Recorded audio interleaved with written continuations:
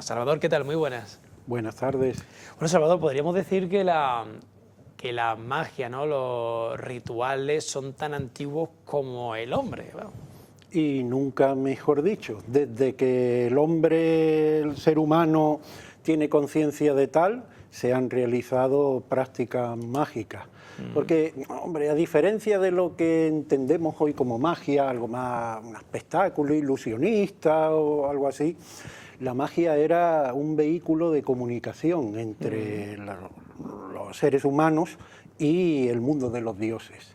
Entonces, adquirí una dimensión que a nosotros casi se nos escapa, claro. Mucha más importancia en aquella época que ahora. Realmente ahora son show, espectáculos. Efectivamente.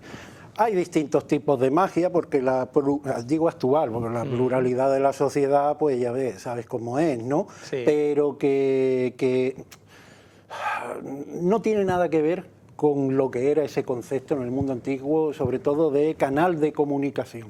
Y supongo también que una relación importante entre lo que era la magia con la religión. Claro, y yo creo que iría de la mano en las civilizaciones antiguas.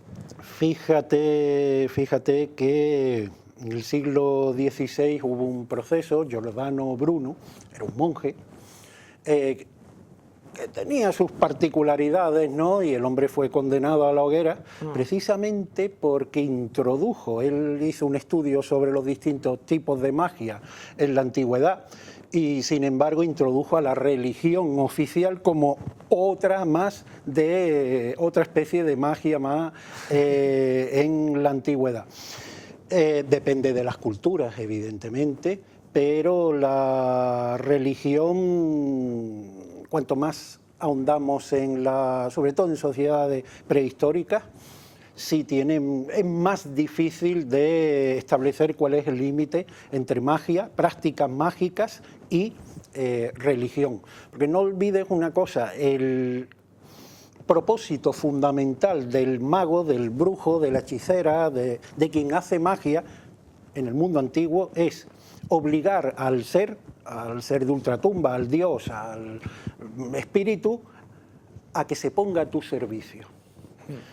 Ahí sí hay una diferencia con la religión, mientras que en las prácticas mágicas son los hombres los que dominan o intentan dominar al dios y le exigen por medio de un ritual, un talismán, un amuleto, lo que sea, le exigen que haga tal cosa, no sé, quiero que se enamore fulanita de mí. Quiero que llueva. O quiero que llueva, o que no llueva, lo que sea.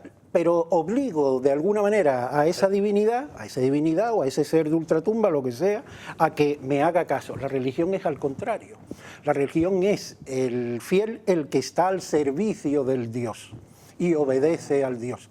Esa es la gran diferencia entre religión y prácticas mágicas en la antigüedad, estamos hablando siempre.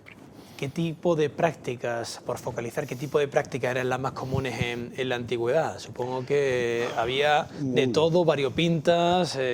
Sí, primero depende de las épocas y después... y de la cultura también, supongo. Claro, y también del motivo, del objeto. No era lo mismo un encantamiento de amor, conseguir un filtro de amor, a que lloviera o a que en una batalla los dioses se pusieran de mi parte. Había muchos, pero sí los clásicos, siempre desde la órbita de yo tengo que obligar a el ser del ultratumba a hacer lo que yo quiera, pero es cierto que durante la época romana, digamos que hay un floruit de lo que es la necromancia, que es pues pedirle ayuda a los muertos para que realicen distintas cosas. Eso no lo vemos tanto en Egipto, en las culturas del Próximo Oriente, ni siquiera en Grecia, pero en Roma sí, bueno, pues hay un cariño especial, digamos así, por las prácticas nigrománticas. Las fuentes históricas están llenas de... Alguno que nos esté escuchando estará diciendo, qué miedo. No, a los muertos hay que temerle a los vivos, no a los muertos. Los muertos no... Sí.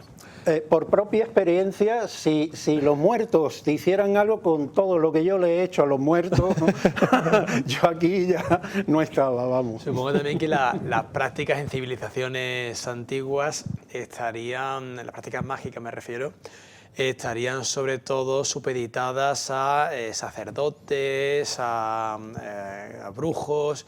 En ningún caso lo harían personas, no sé, o personas particulares, comunes, ¿no? O sí, no sé. El sacerdote conlleva liturgia, conlleva religión.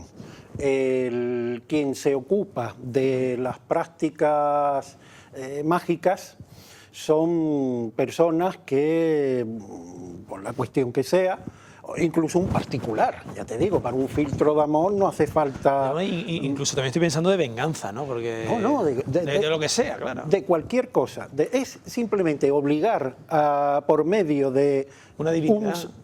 Divinidad o un ser que sea, algo que no es de este mundo, o una fuerza incluso, una fuerza tónica, lo que sea, obligarlo a que haga lo que yo quiero. Pero en sociedades prehistóricas, donde magia, religión está íntimamente unida, la figura del tótem, ¿no?, del chamán, por ejemplo, sí. Tenemos representación en pintura del Paleolítico Superior de seres híbridos entre animales y antropomorfos, que en realidad son personas, hombres, mujeres, que se disfrazaban de animales y hacían esos ritos mágicos, que bueno, por nuestro desconocimiento también los ponemos como una especie de religión. Pero quizá en el Paleolítico, en sociedades de cazadores-recolectores que son nómadas, no tienen un apego especial a ninguna tierra en concreto, la religión quizás todavía no está lo suficientemente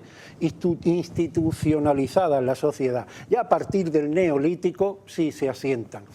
Y si me permites un inciso, claro. Son las mujeres las que se dedicaron en principio a la magia. ¿Y eso? Pues es curioso, es curioso. Lo que eran las brujas, ¿no? Eso es lo que ha quedado en las sociedades, ¿no? Asimilar maga con bruja y, por ejemplo, es un mago o un médico con ciencia. ¿Por qué? Pues porque en sociedades de cazadores-recolectores las mujeres normalmente, no todas, habría alguna que sí, pero normalmente se quedaban cuidando pues, de los bebés, cuidando de la tribu. Además era un bien fundamental, porque si una tribu se quedaba sin mujeres, evidentemente esa tribu estaba condenada a la desaparición. Eso les hizo, mientras el hombre estaba cazando, eso les hizo comprender el ciclo de la vida, comprender las estrellas, comprender... Hacían ciencia. Qué bueno. Ciencia. Y los primeros científicos de la especie humana, pues seguramente fueron mujeres, no hombres, fueron mujeres. Esas mujeres, cuando la ciencia se convierte en tecnología y ya está al servicio de la producción, es decir, tengo que producir mucho para ser más rico, incluso producir intercambio, a la mujer la apartó de esa el hálito científico y entonces se consagró, digamos que se apartó, se puso de lado hasta el punto de que se marginó. Por eso ese hálito en las prácticas mágicas de ocultismo, claro, esto no es oficial, esto es algo raro, no. Aquí en España, un lugar que es... no sé, de brujería por antonomasia es Galicia, ¿no? Porque cada vez que vas allí... Las megas, ¿no? Sí, las megas, ¿no? Porque parece que vas allí y tú vas, no sé, a Andalucía, tú vas a una tienda de souvenirs y te encuentras la típica flamenca, te encuentras la tortilla de papa, las cosas típicas nuestras, ¿no? O que los de fuera se creen que es típico nuestro. Pero en Galicia es todo como más mágico, ¿no? Las meigas, la Santa Compaña, ¿no? El propio paisaje ya invita, ¿no? A ese paisaje nublado, tenebroso, bueno. Ese oscurantismo, ese hálito de misterio que le hemos impregnado a estas prácticas Pues ya te digo, desde el Neolítico, desde el propio Neolítico. ¿Y qué materiales, elementos eran los más comunes en esos rituales en las civilizaciones antiguas? En función del rito, así se llevaban unos y otros. Yo, porque es la gran, y aprovecho, ya que Sí. me haces esto, aprovecho si alguien se quiere dar un paseo por Baelo Claudia, Vale. el conjunto arqueológico de Baelo Claudia, pues en el museo tenemos una pieza que es una tábula de Exionum. Bueno, era las que se han conservado, que han llegado hasta nosotros, son de bronces. Eran unas tablillas donde se hacían maldiciones, etcétera, etcétera. Habría de cera, habría de madera, habría de todo, pero las que se han conservado evidentemente son de bronce. Y como tenemos un templo de Isis en Baelo Claudia, pues una señora de Bailonense una señora de Baelo Claudia, que vivió en el siglo II después de Cristo, escribió en una de estas tabelas de ficción, escribió una plegaria a la diosa Isis para que maldijera a otra señora, y Anda. ¿sabes cuál es el motivo? Cuéntame. Que le había robado un edredón y 2 sábanas. No me digas.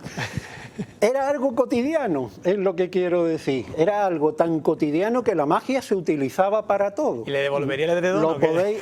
podéis leer, está allí expuesto, lo Qué podéis bueno, leer qué bueno, allí. qué interesante. Estas piezas para un arqueólogo son maravillosas porque te encuentras cara a cara con la persona. Conoce qué le pasaría por la cabeza de esta mujer, ¿no? Claro. Que le robaron la ropa de cama y quizás era lo único que tenía. Ya se nos escapa, pero hasta ese punto. O si alguien que nos esté escuchando y va a dar pronto a luz, pues que cuide muy mucho de que nadie se siente frente a ella con las piernas cruzadas, con los brazos cruzados. Porque entonces el bebé no nacerá. Eso era también una Eso creencia. era también una práctica que se hacía, que es el nudo. Sí. Madre mía, Sí. madre mía. Bueno, pues mira, pues todo Hay que- es bueno saberlo, es bueno saberlo. Si nos está escuchando alguien que va a dar a luz, pues nadie con las piernas cruzadas ni con los brazos cruzados. Salvador, muchísimas gracias por este ratito aquí en Onda Algeciras Televisión. Encantadísimo. Muy interesante y un placer como siempre. Esta es tu casa. Muchas gracias. Nada, gracias a vosotros.